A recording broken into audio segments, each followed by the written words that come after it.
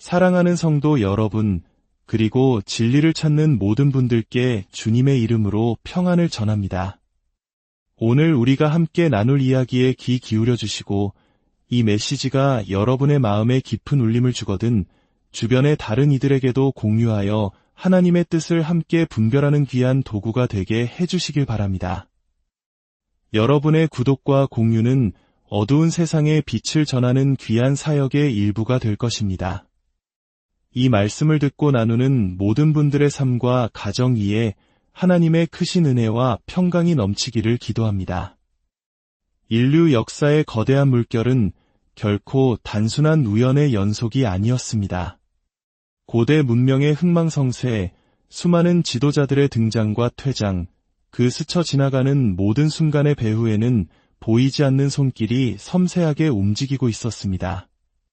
우리의 눈에는 단지 선거 결과나 정치적 격변, 사회적 갈등만이 보일지 모릅니다.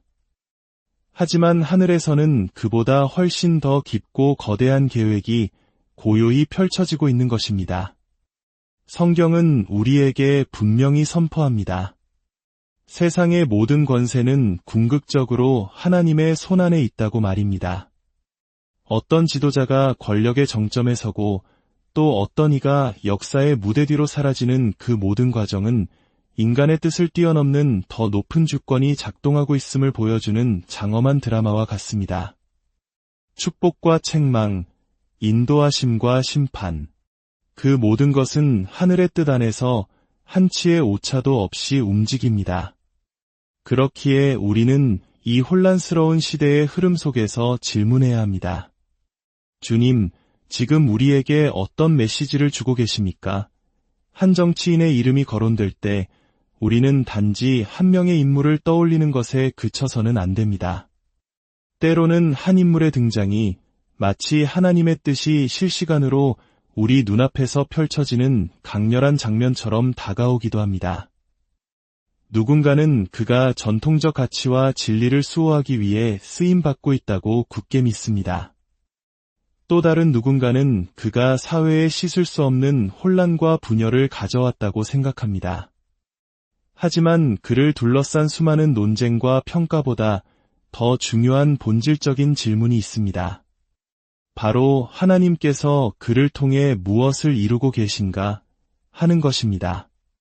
만약 그가 다시 일어서거나 혹은 완전히 멈추게 되는 순간이 온다면 우리는 세상 사람들의 요란한 목소리보다 고요하지만 단호한 하나님의 손길이 어디를 향하고 있는지에 모든 영적 감각을 집중해야 할 것입니다. 성경의 오래된 페이지를 넘겨보면 놀라운 패턴이 반복되고 있음을 발견하게 됩니다. 예를 들어 고대 이집트의 파라오가 막강한 건져에 오른 것은 그가 특별히 경건했기 때문이 아니었습니다. 오히려 하나님께서는 그의 완고하고 교만한 마음을 통해 당신의 전능하심과 위대함을 온 세상에 드러내고자 하셨습니다. 내가 이 일을 위하여 너를 세웠노라고 하신 하나님의 말씀처럼 말입니다. 바빌론의 왕 느부갓네살 역시 마찬가지입니다. 그가 도덕적으로 뛰어나거나 신실해서 하나님의 도구로 선택된 것이 결코 아닙니다. 그는 타락한 이스라엘을 향한 하나님의 징계의 채찍이었고 하나님께서는 심지어 그를 나의 종이라 부르기까지 하셨습니다.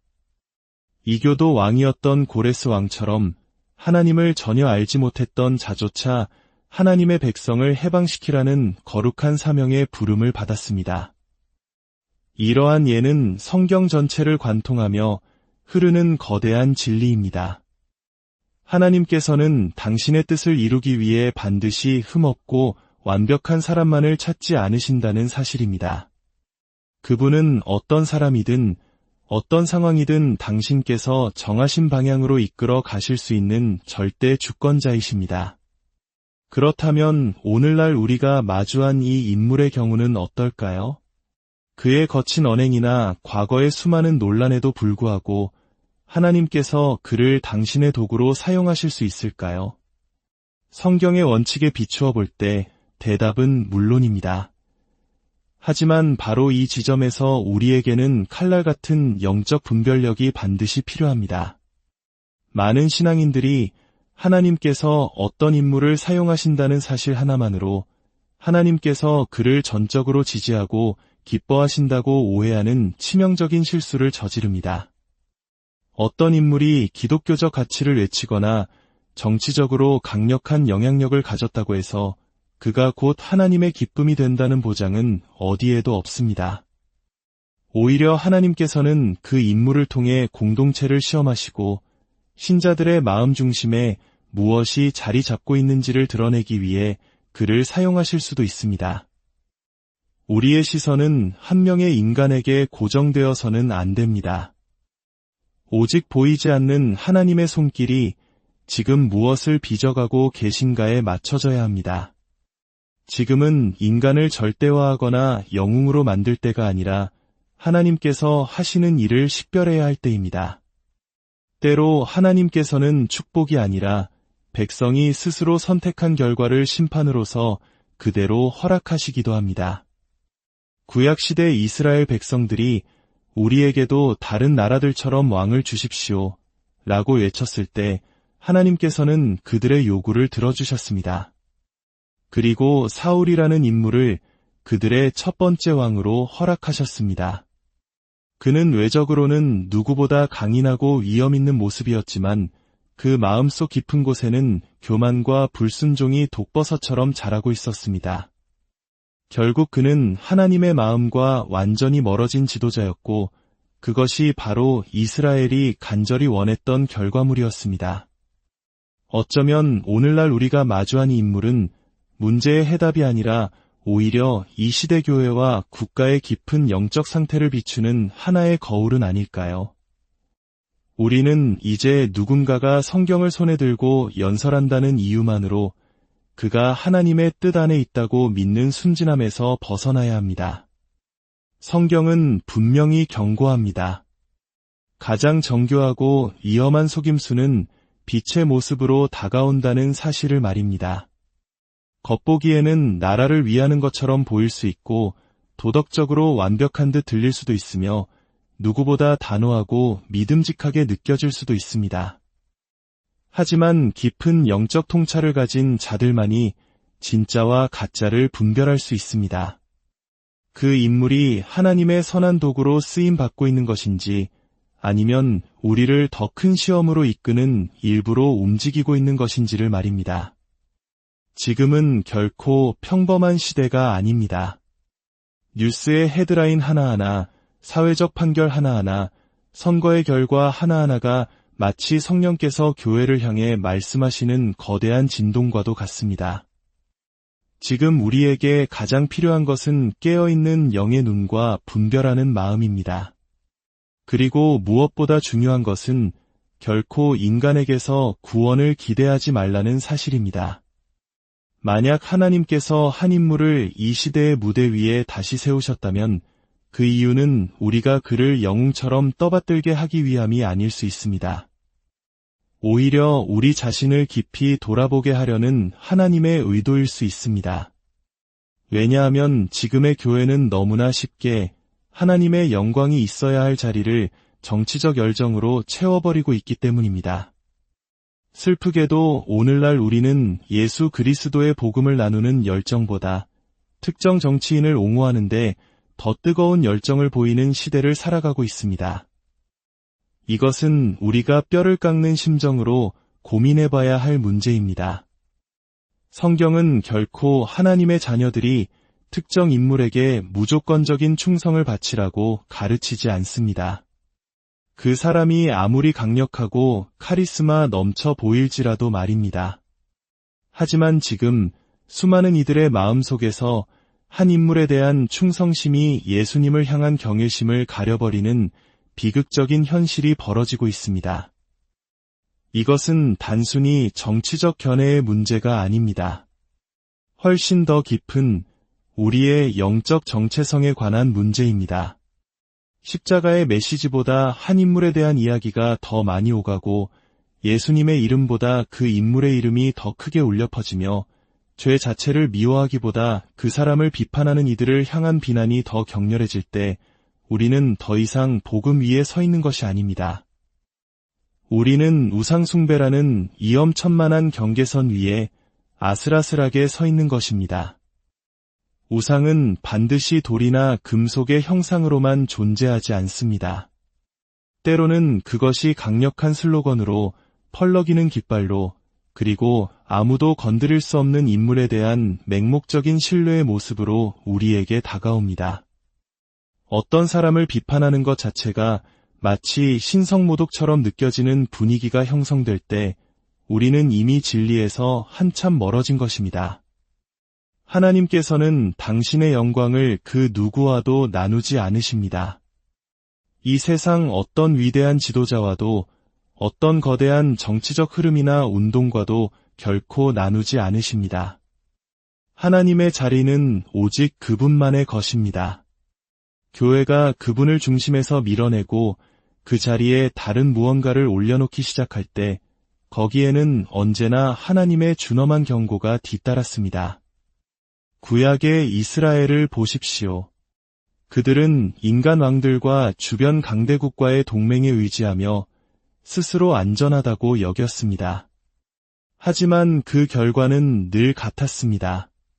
그들을 처음부터 지켜주셨던 만군의 주 여호와를 잊었기 때문에 하나님의 단호한 훈련의 손길이 그들을 기다리고 있었습니다. 이제 우리 자신에게 물어야 할 때입니다. 우리는 우리 영혼의 상태보다 국가의 미래에 더 마음을 쏟고 있지는 않습니까?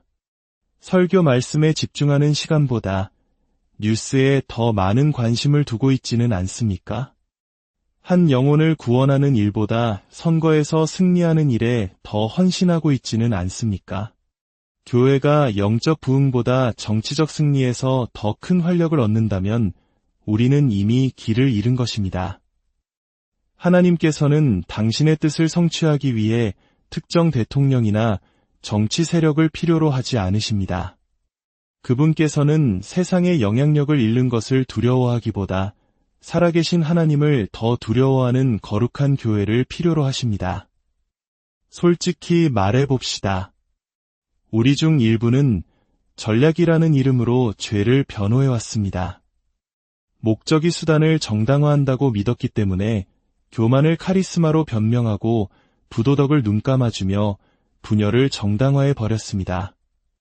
하지만 하나님께서는 결코 그런 방식으로 일하지 않으십니다. 그분은 결코 타협을 축복하지 않으십니다. 진리는 선택사항이 아닙니다. 그것은 성령의 검입니다.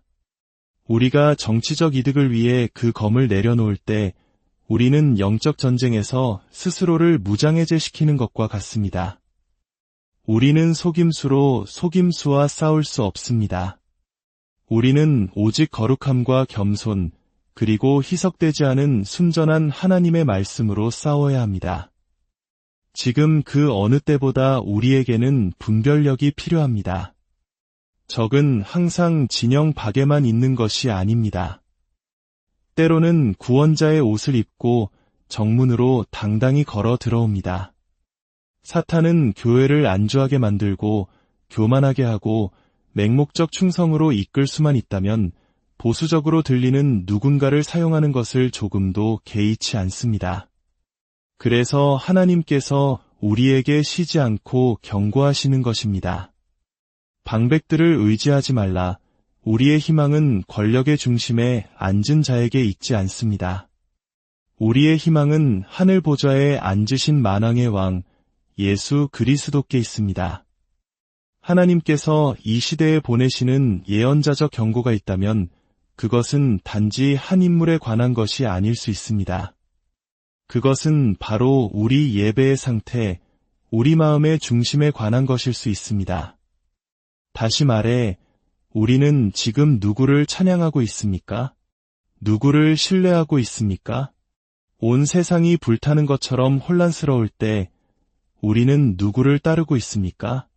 만약 그 대답이 예수 그리스도가 아닌 다른 이름이라면 우리는 이미 진리를 거짓과 맞바꾼 것이며 하나님께서는 그것을 결코 그대로 내버려 두지 않으실 것입니다.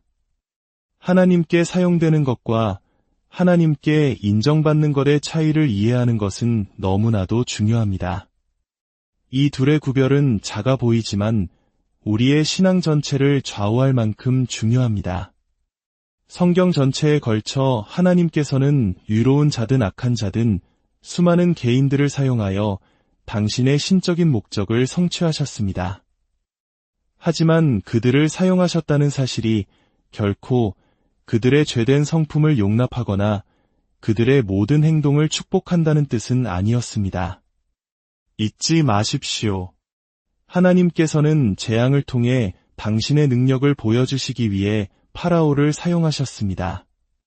선지자 발람이 불순종할 때 진리를 말하게 하기 위해 그의 나귀를 사용하셨습니다.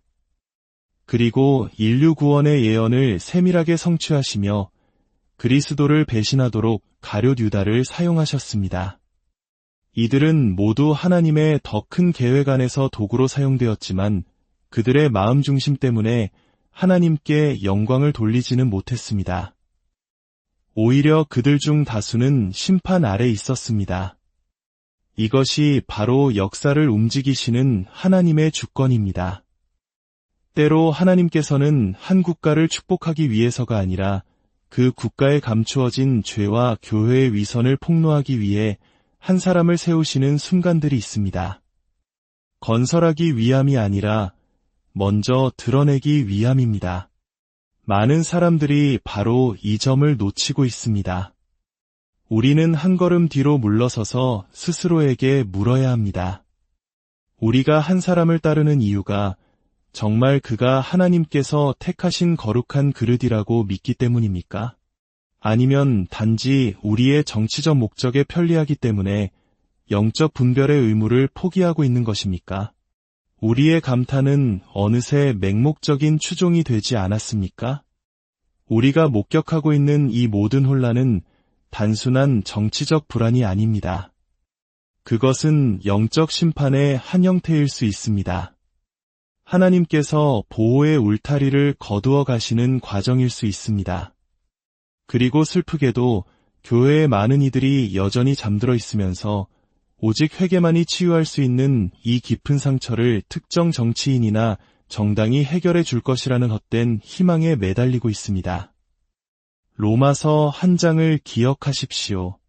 한 사회가 하나님을 거부할 때 그분은 그들을 타락한 마음에 도덕적 맹목에 그리고 그들이 스스로 찬양하던 바로 그 죄악에 내버려 두신다고 했습니다.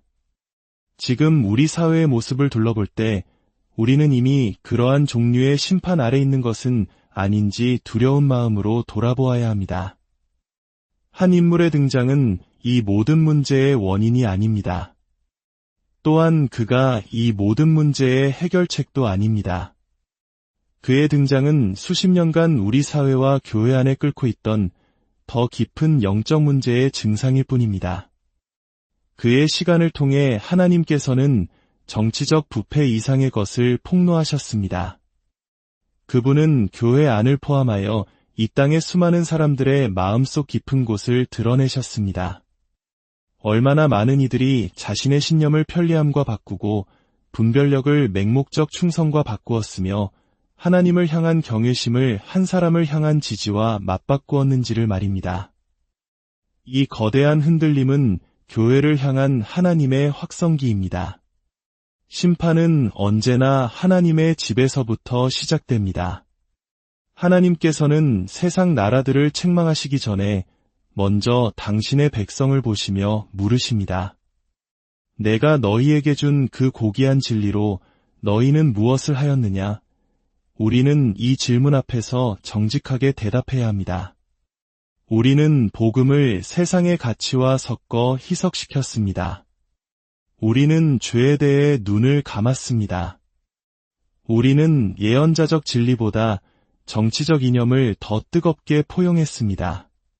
만약 교회가 지금 진리를 외치기를 거부한다면 이 사회가 마침내 무너져 내릴 때 우리는 아무런 영향력도 없는 존재로 전락하고 말 것입니다. 타협 앞에서 침묵하는 것은 중립이 아닙니다. 그것은 진리에 대한 배신입니다. 시대의 영 안에서 무언가가 꿈틀거리고 있습니다. 마치 마지막 경고처럼 느껴지는 거대한 움직임입니다. 하나님의 자비의 문이 서서히 닫히기 시작하고 있는지도 모릅니다. 우리가 겪는 이 모든 사건들은 정치를 위해 더 열심히 싸우라는 부르심이 아닙니다. 그것은 회개의 자리에서 더 깊이 무릎 꿇으라는 부르심입니다. 예수님께서는 우리가 이 땅의 문화를 보존하도록 하기 위해 죽지 않으셨습니다. 그분은 죄인들을 구원하기 위해 죽으셨습니다. 그분은 이 땅의 정부를 세우러 오지 않으셨습니다. 그분은 이 세상에 속하지 않은 영원한 왕국을 세우러 오셨습니다. 이제 우리는 결정의 순간에 서 있습니다. 교회가 진정한 교회가 될 것입니까? 아니면 특정 정치 캠페인의 종교적 부속 기관이 될 것입니까? 하나님께서는 당신의 뜻을 이루시기 위해 단 한 번도 인간 권력자를 필요로 하신 적이 없습니다. 그분께서는 인기를 잃는 것을 두려워하기보다 하나님을 더 두려워하는 거룩한 백성을 필요로 하십니다. 하나님께서는 지금 우리에게 깨어나라고, 인간 지도자들을 우상화하는 것을 멈추라고, 죄에서 돌이켜 오직 그분께로 돌아오라고 말씀하고 계십니다. 왜냐하면 하나님께서 심판을 보내실 때 그분은 언제나 먼저 사랑의 경고를 보내시기 때문입니다. 그리고 우리가 지금 경험하고 있는 이 모든 흔들림은 완전한 붕괴가 오기 전 마지막 부르심일 수 있습니다. 사랑하는 여러분, 이 혼란의 시대에 우리의 눈을 들어 주님을 바라봅시다. 정치 지도자가 아니라 만왕의 왕이신 예수 그리스도를 신뢰합시다. 세상의 소음 속에서 길을 잃지 않도록 날마다 말씀과 기도로 깨어 있읍시다. 그리하여 어떤 상황 속에서도 흔들리지 않는 믿음으로 이 어두운 세상의 유일한 희망이신 예수 그리스도의 빛을 비추는 진정한 교회로 바로 서게 되기를 간절히 기도합니다. 주 예수 그리스도의 은혜가 세상의 그 어떤 것보다 오직 주님의 진리를 구하는 모든 분들 위해 함께 하시기를. 사랑하는 성도 여러분, 그리고 진리를 찾는 모든 분들께 주님의 이름으로 평안을 전합니다. 오늘 우리가 함께 나눌 이야기에 귀 기울여 주시고 이 메시지가 여러분의 마음에 깊은 울림을 주거든 주변의 다른 이들에게도 공유하여 하나님의 뜻을 함께 분별하는 귀한 도구가 되게 해주시길 바랍니다. 여러분의 구독과 공유는 어두운 세상에 빛을 전하는 귀한 사역의 일부가 될 것입니다. 이 말씀을 듣고 나누는 모든 분들의 삶과 가정 위에 하나님의 크신 은혜와 평강이 넘치기를 기도합니다. 인류 역사의 거대한 물결은 결코 단순한 우연의 연속이 아니었습니다. 고대 문명의 흥망성쇠, 수많은 지도자들의 등장과 퇴장, 그 스쳐 지나가는 모든 순간의 배후에는 보이지 않는 손길이 섬세하게 움직이고 있었습니다. 우리의 눈에는 단지 선거 결과나 정치적 격변, 사회적 갈등만이 보일지 모릅니다. 하지만 하늘에서는 그보다 훨씬 더 깊고 거대한 계획이 고요히 펼쳐지고 있는 것입니다. 성경은 우리에게 분명히 선포합니다. 세상의 모든 권세는 궁극적으로 하나님의 손안에 있다고 말입니다. 어떤 지도자가 권력의 정점에 서고 또 어떤 이가 역사의 무대 뒤로 사라지는 그 모든 과정은 인간의 뜻을 뛰어넘는 더 높은 주권이 작동하고 있음을 보여주는 장엄한 드라마와 같습니다. 축복과 책망, 인도하심과 심판, 그 모든 것은 하늘의 뜻 안에서 한치의 오차도 없이 움직입니다. 그렇기에 우리는 이 혼란스러운 시대의 흐름 속에서 질문해야 합니다. 주님, 지금 우리에게 어떤 메시지를 주고 계십니까? 한 정치인의 이름이 거론될 때 우리는 단지 한 명의 인물을 떠올리는 것에 그쳐서는 안 됩니다. 때로는 한 인물의 등장이 마치 하나님의 뜻이 실시간으로 우리 눈앞에서 펼쳐지는 강렬한 장면처럼 다가오기도 합니다. 누군가는 그가 전통적 가치와 진리를 수호하기 위해 쓰임받고 있다고 굳게 믿습니다. 또 다른 누군가는 그가 사회에 씻을 수 없는 혼란과 분열을 가져왔다고 생각합니다. 하지만 그를 둘러싼 수많은 논쟁과 평가보다 더 중요한 본질적인 질문이 있습니다. 바로 하나님께서 그를 통해 무엇을 이루고 계신가 하는 것입니다. 만약 그가 다시 일어서거나 혹은 완전히 멈추게 되는 순간이 온다면 우리는 세상 사람들의 요란한 목소리보다 고요하지만 단호한 하나님의 손길이 어디를 향하고 있는지에 모든 영적 감각을 집중해야 할 것입니다.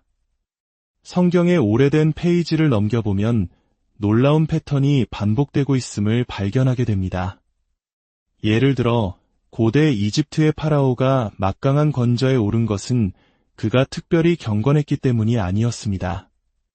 오히려 하나님께서는 그의 완고하고 교만한 마음을 통해 당신의 전능하심과 위대함을 온 세상에 드러내고자 하셨습니다.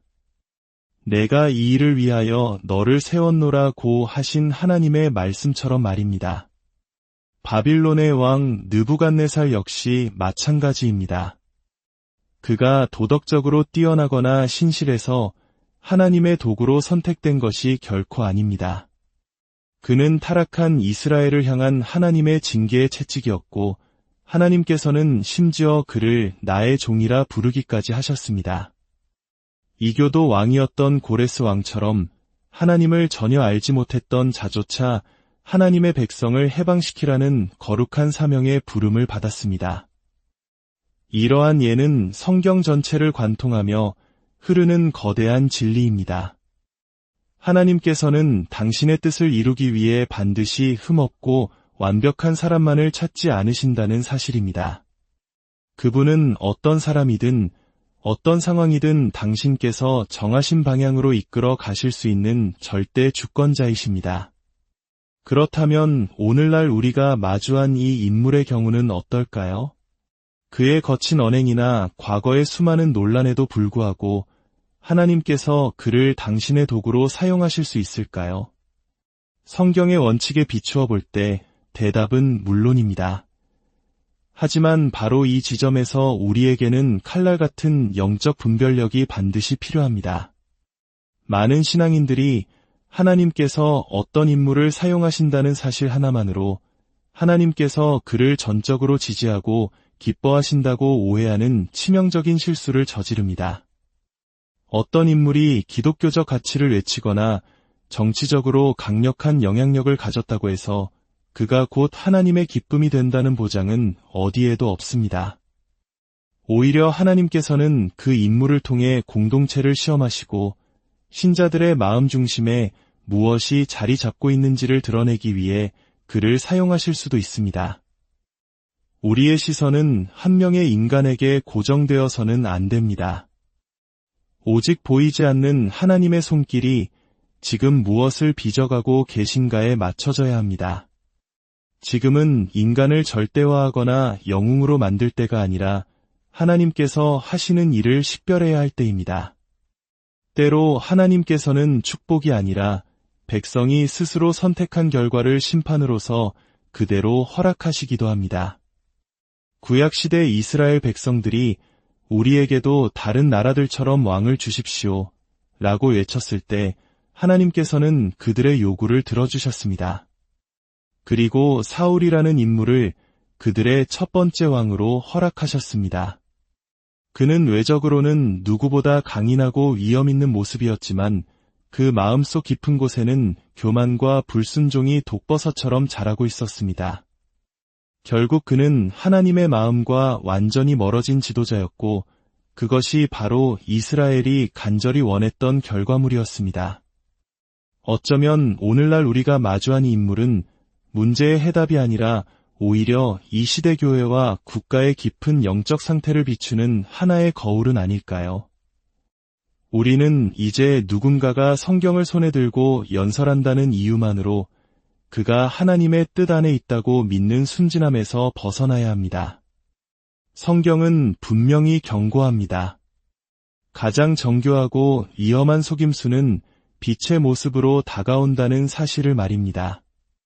겉보기에는 나라를 위하는 것처럼 보일 수 있고 도덕적으로 완벽한 듯 들릴 수도 있으며 누구보다 단호하고 믿음직하게 느껴질 수도 있습니다. 하지만 깊은 영적 통찰을 가진 자들만이 진짜와 가짜를 분별할 수 있습니다. 그 인물이 하나님의 선한 도구로 쓰임 받고 있는 것인지 아니면 우리를 더 큰 시험으로 이끄는 일부로 움직이고 있는 것인지를 말입니다. 지금은 결코 평범한 시대가 아닙니다.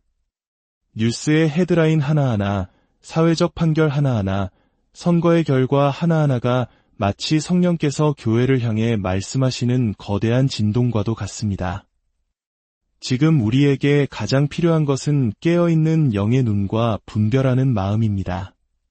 그리고 무엇보다 중요한 것은 결코 인간에게서 구원을 기대하지 말라는 사실입니다.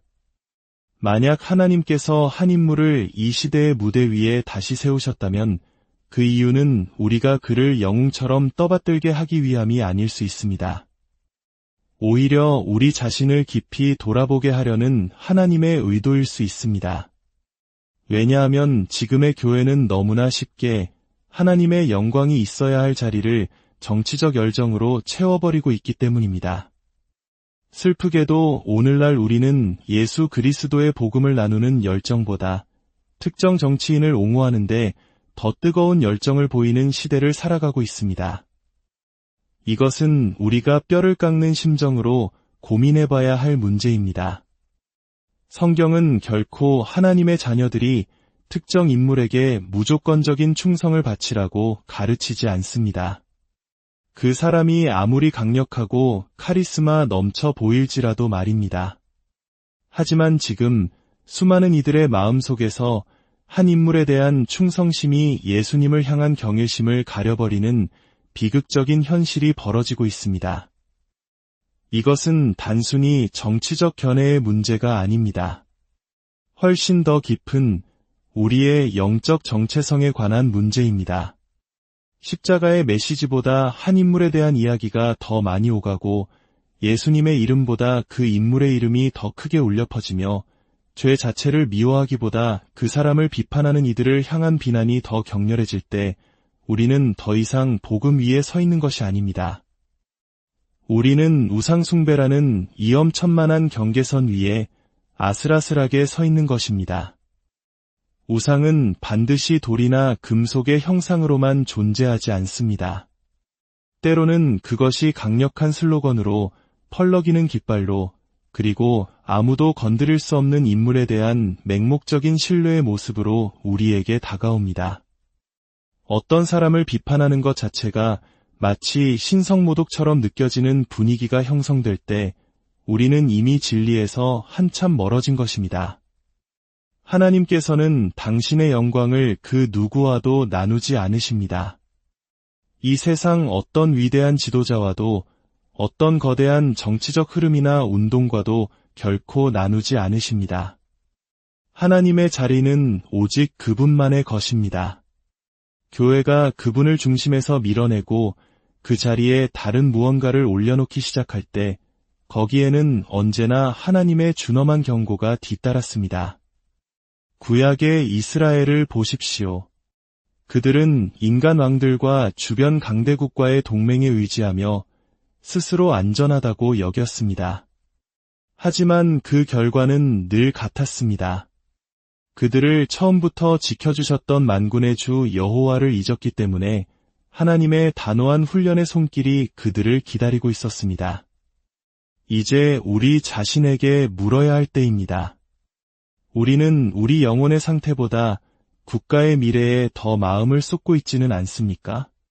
설교 말씀에 집중하는 시간보다 뉴스에 더 많은 관심을 두고 있지는 않습니까?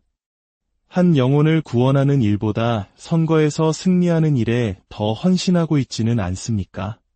교회가 영적 부흥보다 정치적 승리에서 더 큰 활력을 얻는다면 우리는 이미 길을 잃은 것입니다. 하나님께서는 당신의 뜻을 성취하기 위해 특정 대통령이나 정치 세력을 필요로 하지 않으십니다. 그분께서는 세상의 영향력을 잃는 것을 두려워하기보다 살아계신 하나님을 더 두려워하는 거룩한 교회를 필요로 하십니다. 솔직히 말해봅시다. 우리 중 일부는 전략이라는 이름으로 죄를 변호해왔습니다. 목적이 수단을 정당화한다고 믿었기 때문에 교만을 카리스마로 변명하고 부도덕을 눈감아주며 분열을 정당화해 버렸습니다. 하지만 하나님께서는 결코 그런 방식으로 일하지 않으십니다. 그분은 결코 타협을 축복하지 않으십니다. 진리는 선택사항이 아닙니다. 그것은 성령의 검입니다. 우리가 정치적 이득을 위해 그 검을 내려놓을 때 우리는 영적 전쟁에서 스스로를 무장해제시키는 것과 같습니다. 우리는 속임수로 속임수와 싸울 수 없습니다. 우리는 오직 거룩함과 겸손, 그리고 희석되지 않은 순전한 하나님의 말씀으로 싸워야 합니다. 지금 그 어느 때보다 우리에게는 분별력이 필요합니다. 적은 항상 진영 밖에만 있는 것이 아닙니다. 때로는 구원자의 옷을 입고 정문으로 당당히 걸어 들어옵니다. 사탄은 교회를 안주하게 만들고 교만하게 하고 맹목적 충성으로 이끌 수만 있다면 보수적으로 들리는 누군가를 사용하는 것을 조금도 개의치 않습니다. 그래서 하나님께서 우리에게 쉬지 않고 경고하시는 것입니다. 방백들을 의지하지 말라. 우리의 희망은 권력의 중심에 앉은 자에게 있지 않습니다. 우리의 희망은 하늘 보좌에 앉으신 만왕의 왕 예수 그리스도께 있습니다. 하나님께서 이 시대에 보내시는 예언자적 경고가 있다면 그것은 단지 한 인물에 관한 것이 아닐 수 있습니다. 그것은 바로 우리 예배의 상태, 우리 마음의 중심에 관한 것일 수 있습니다. 다시 말해, 우리는 지금 누구를 찬양하고 있습니까? 누구를 신뢰하고 있습니까? 온 세상이 불타는 것처럼 혼란스러울 때 우리는 누구를 따르고 있습니까? 만약 그 대답이 예수 그리스도가 아닌 다른 이름이라면 우리는 이미 진리를 거짓과 맞바꾼 것이며 하나님께서는 그것을 결코 그대로 내버려 두지 않으실 것입니다. 하나님께 사용되는 것과 하나님께 인정받는 것의 차이를 이해하는 것은 너무나도 중요합니다. 이 둘의 구별은 작아 보이지만 우리의 신앙 전체를 좌우할 만큼 중요합니다. 성경 전체에 걸쳐 하나님께서는 유로운 자든 악한 자든 수많은 개인들을 사용하여 당신의 신적인 목적을 성취하셨습니다. 하지만 그들을 사용하셨다는 사실이 결코 그들의 죄된 성품을 용납하거나 그들의 모든 행동을 축복한다는 뜻은 아니었습니다. 잊지 마십시오. 하나님께서는 재앙을 통해 당신의 능력을 보여주시기 위해 파라오를 사용하셨습니다. 선지자 발람이 불순종할 때 진리를 말하게 하기 위해 그의 나귀를 사용하셨습니다. 그리고 인류 구원의 예언을 세밀하게 성취하시며 그리스도를 배신하도록 가룟 유다를 사용하셨습니다. 이들은 모두 하나님의 더 큰 계획 안에서 도구로 사용되었지만 그들의 마음 중심 때문에 하나님께 영광을 돌리지는 못했습니다. 오히려 그들 중 다수는 심판 아래 있었습니다. 이것이 바로 역사를 움직이시는 하나님의 주권입니다. 때로 하나님께서는 한 국가를 축복하기 위해서가 아니라 그 국가에 감추어진 죄와 교회의 위선을 폭로하기 위해 한 사람을 세우시는 순간들이 있습니다. 건설하기 위함이 아니라 먼저 드러내기 위함입니다. 많은 사람들이 바로 이 점을 놓치고 있습니다. 우리는 한 걸음 뒤로 물러서서 스스로에게 물어야 합니다. 우리가 한 사람을 따르는 이유가 정말 그가 하나님께서 택하신 거룩한 그릇이라고 믿기 때문입니까?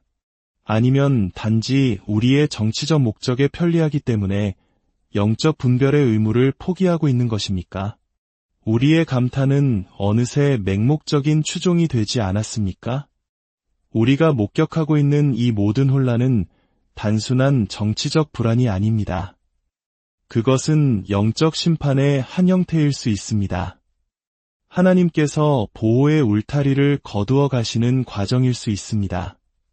그리고 슬프게도 교회의 많은 이들이 여전히 잠들어 있으면서 오직 회개만이 치유할 수 있는 이 깊은 상처를 특정 정치인이나 정당이 해결해 줄 것이라는 헛된 희망에 매달리고 있습니다.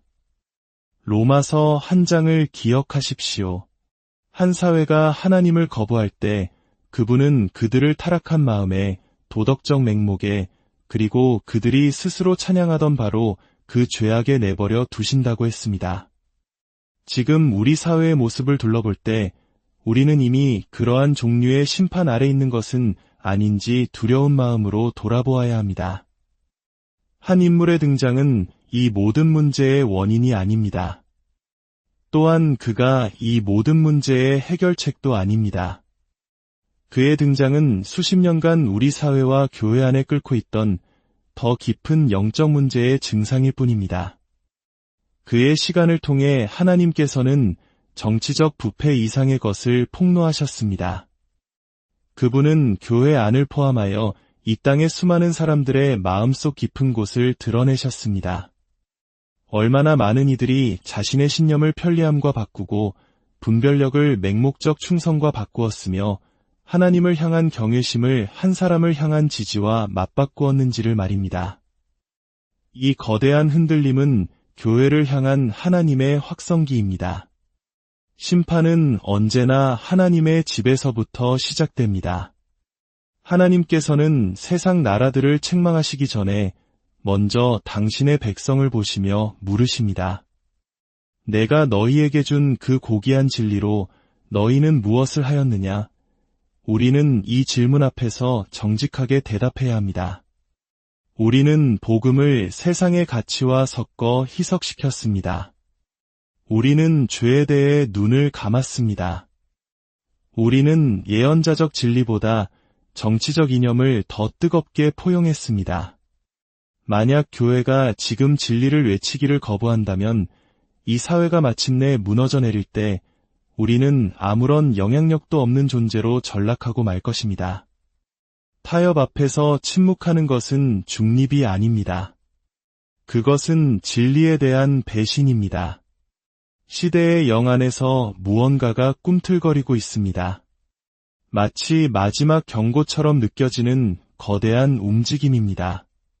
하나님의 자비의 문이 서서히 닫히기 시작하고 있는지도 모릅니다. 우리가 겪는 이 모든 사건들은 정치를 위해 더 열심히 싸우라는 부르심이 아닙니다. 그것은 회개의 자리에서 더 깊이 무릎 꿇으라는 부르심입니다. 예수님께서는 우리가 이 땅의 문화를 보존하도록 하기 위해 죽지 않으셨습니다. 그분은 죄인들을 구원하기 위해 죽으셨습니다. 그분은 이 땅의 정부를 세우러 오지 않으셨습니다. 그분은 이 세상에 속하지 않은 영원한 왕국을 세우러 오셨습니다. 이제 우리는 결정의 순간에 서 있습니다. 교회가 진정한 교회가 될 것입니까? 아니면 특정 정치 캠페인의 종교적 부속 기관이 될 것입니까? 하나님께서는 당신의 뜻을 이루시기 위해 단 한 번도 인간 권력자를 필요로 하신 적이 없습니다. 그분께서는 인기를 잃는 것을 두려워하기보다 하나님을 더 두려워하는 거룩한 백성을 필요로 하십니다. 하나님께서는 지금 우리에게 깨어나라고, 인간 지도자들을 우상화하는 것을 멈추라고, 죄에서 돌이켜 오직 그분께로 돌아오라고 말씀하고 계십니다. 왜냐하면 하나님께서 심판을 보내실 때 그분은 언제나 먼저 사랑의 경고를 보내시기 때문입니다. 그리고 우리가 지금 경험하고 있는 이 모든 흔들림은 완전한 붕괴가 오기 전 마지막 부르심일 수 있습니다. 사랑하는 여러분, 이 혼란의 시대에 우리의 눈을 들어 주님을 바라봅시다. 정치 지도자가 아니라 만왕의 왕이신 예수 그리스도를 신뢰합시다.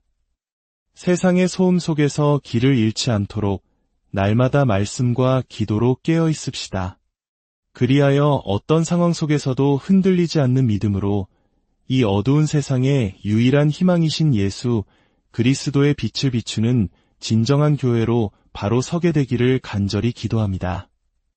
주 예수 그리스도의 은혜가 세상의 그 어떤 것보다 오직 주님의 진리를 구하는 모든 분들 위해 함께 하시기를. 사랑하는 성도 여러분, 그리고 진리를 찾는 모든 분들께 주님의 이름으로 평안을 전합니다. 오늘 우리가 함께 나눌 이야기에 귀 기울여 주시고 이 메시지가 여러분의 마음에 깊은 울림을 주거든 주변의 다른 이들에게도 공유하여 하나님의 뜻을 함께 분별하는 귀한 도구가 되게 해주시길 바랍니다. 여러분의 구독과 공유는 어두운 세상에 빛을 전하는 귀한 사역의 일부가 될 것입니다. 이 말씀을 듣고 나누는 모든 분들의 삶과 가정 위에 하나님의 크신 은혜와 평강이 넘치기를 기도합니다. 인류 역사의 거대한 물결은 결코 단순한 우연의 연속이 아니었습니다.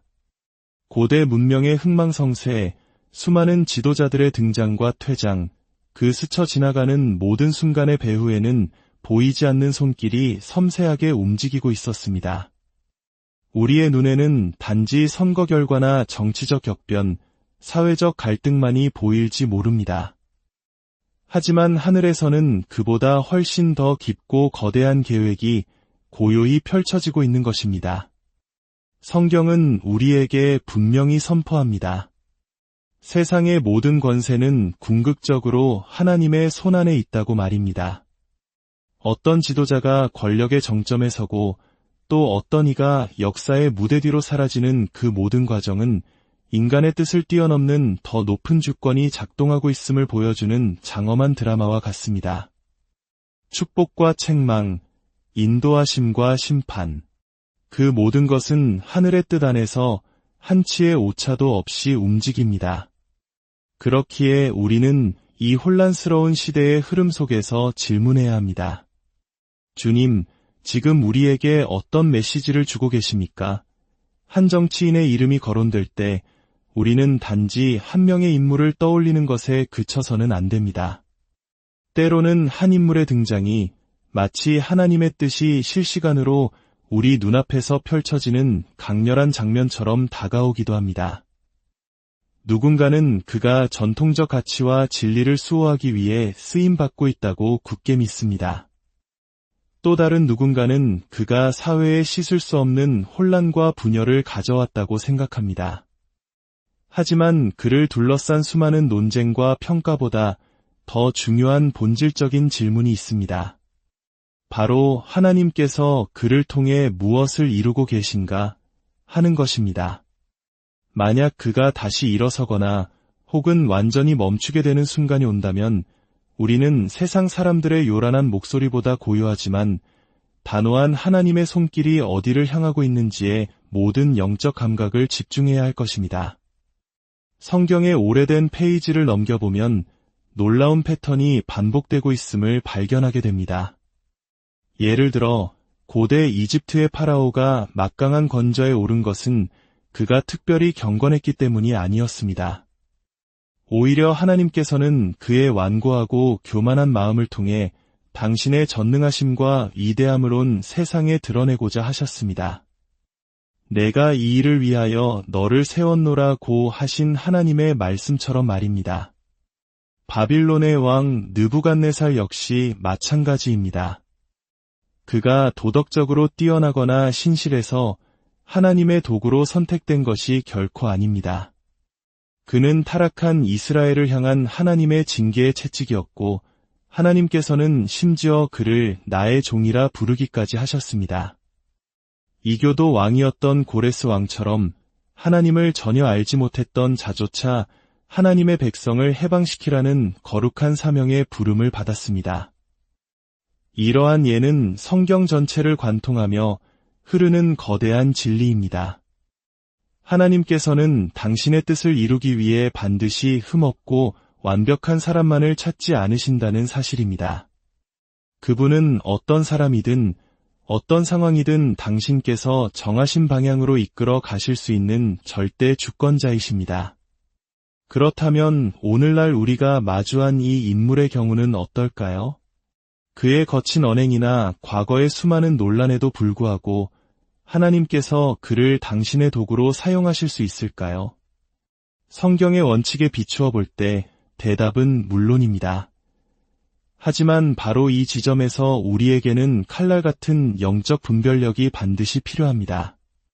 많은 신앙인들이 하나님께서 어떤 인물을 사용하신다는 사실 하나만으로 하나님께서 그를 전적으로 지지하고 기뻐하신다고 오해하는 치명적인 실수를 저지릅니다. 어떤 인물이 기독교적 가치를 외치거나 정치적으로 강력한 영향력을 가졌다고 해서 그가 곧 하나님의 기쁨이 된다는 보장은 어디에도 없습니다. 오히려 하나님께서는 그 인물을 통해 공동체를 시험하시고 신자들의 마음 중심에 무엇이 자리 잡고 있는지를 드러내기 위해 그를 사용하실 수도 있습니다. 우리의 시선은 한 명의 인간에게 고정되어서는 안 됩니다. 오직 보이지 않는 하나님의 손길이 지금 무엇을 빚어가고 계신가에 맞춰져야 합니다. 지금은 인간을 절대화하거나 영웅으로 만들 때가 아니라 하나님께서 하시는 일을 식별해야 할 때입니다. 때로 하나님께서는 축복이 아니라 백성이 스스로 선택한 결과를 심판으로서 그대로 허락하시기도 합니다. 구약시대 이스라엘 백성들이 우리에게도 다른 나라들처럼 왕을 주십시오 라고 외쳤을 때 하나님께서는 그들의 요구를 들어주셨습니다. 그리고 사울이라는 인물을 그들의 첫 번째 왕으로 허락하셨습니다. 그는 외적으로는 누구보다 강인하고 위험 있는 모습이었지만 그 마음속 깊은 곳에는 교만과 불순종이 독버섯처럼 자라고 있었습니다. 결국 그는 하나님의 마음과 완전히 멀어진 지도자였고 그것이 바로 이스라엘이 간절히 원했던 결과물이었습니다. 어쩌면 오늘날 우리가 마주한 이 인물은 문제의 해답이 아니라 오히려 이 시대 교회와 국가의 깊은 영적 상태를 비추는 하나의 거울은 아닐까요?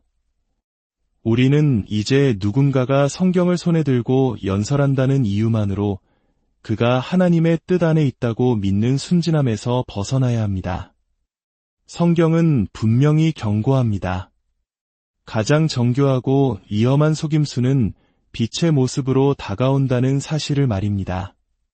겉보기에는 나라를 위하는 것처럼 보일 수 있고 도덕적으로 완벽한 듯 들릴 수도 있으며 누구보다 단호하고 믿음직하게 느껴질 수도 있습니다.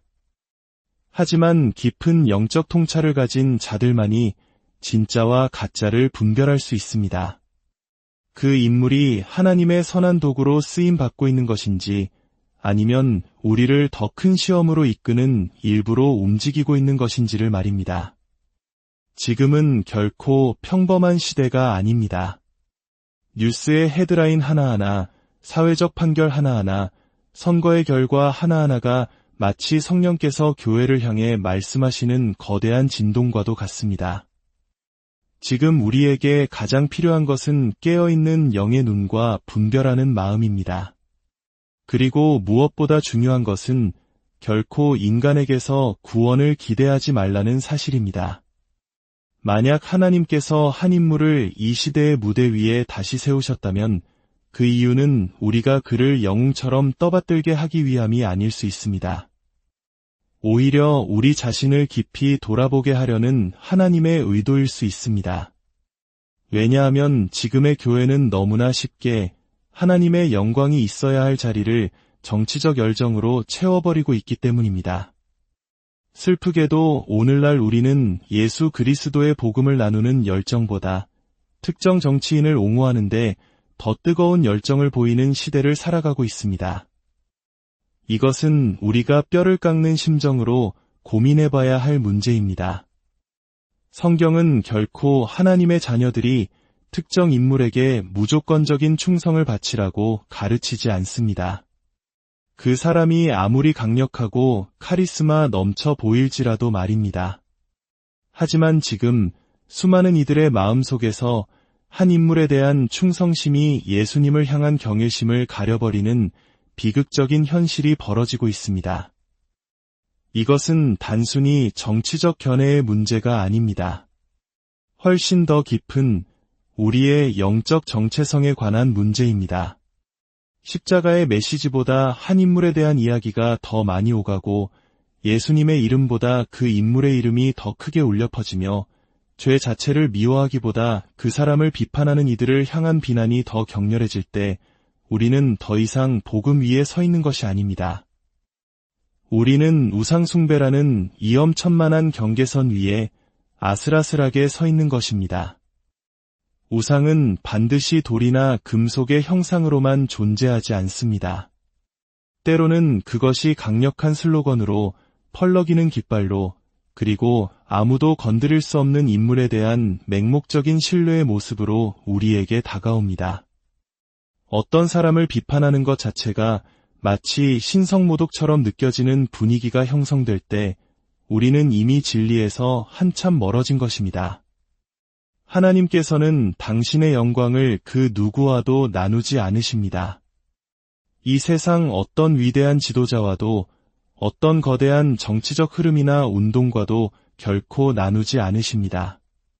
하나님의 자리는 오직 그분만의 것입니다. 교회가 그분을 중심에서 밀어내고 그 자리에 다른 무언가를 올려놓기 시작할 때 거기에는 언제나 하나님의 준엄한 경고가 뒤따랐습니다. 구약의 이스라엘을 보십시오. 그들은 인간 왕들과 주변 강대국과의 동맹에 의지하며 스스로 안전하다고 여겼습니다. 하지만 그 결과는 늘 같았습니다. 그들을 처음부터 지켜주셨던 만군의 주 여호와를 잊었기 때문에 하나님의 단호한 훈련의 손길이 그들을 기다리고 있었습니다. 이제 우리 자신에게 물어야 할 때입니다.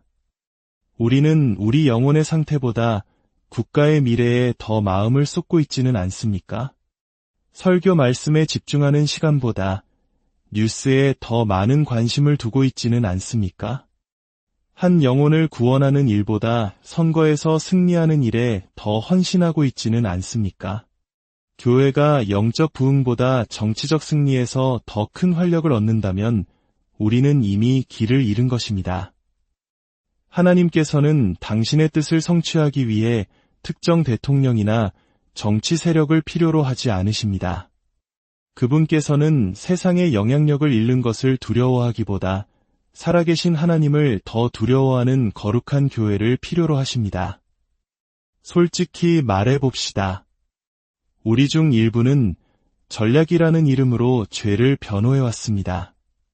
목적이 수단을 정당화한다고 믿었기 때문에 교만을 카리스마로 변명하고 부도덕을 눈감아주며 분열을 정당화해버렸습니다.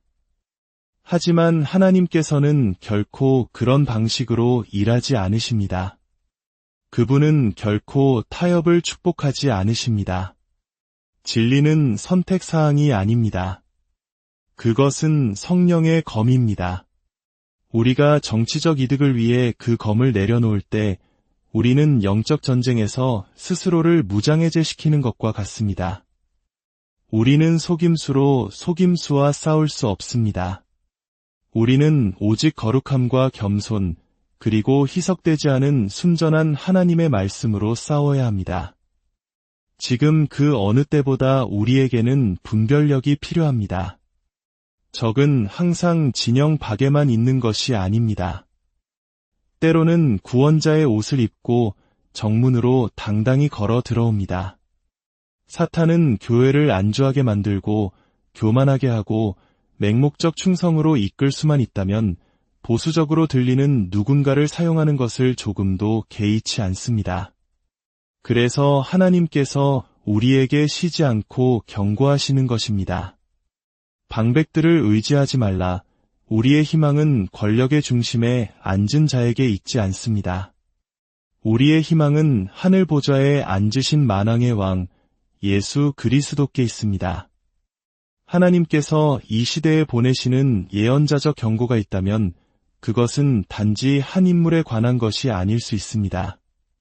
그것은 바로 우리 예배의 상태, 우리 마음의 중심에 관한 것일 수 있습니다. 다시 말해, 우리는 지금 누구를 찬양하고 있습니까? 누구를 신뢰하고 있습니까? 온 세상이 불타는 것처럼 혼란스러울 때 우리는 누구를 따르고 있습니까? 만약 그 대답이 예수 그리스도가 아닌 다른 이름이라면 우리는 이미 진리를 거짓과 맞바꾼 것이며 하나님께서는 그것을 결코 그대로 내버려 두지 않으실 것입니다. 하나님께 사용되는 것과 하나님께 인정받는 것의 차이를 이해하는 것은 너무나도 중요합니다. 이 둘의 구별은 작아 보이지만 우리의 신앙 전체를 좌우할 만큼 중요합니다.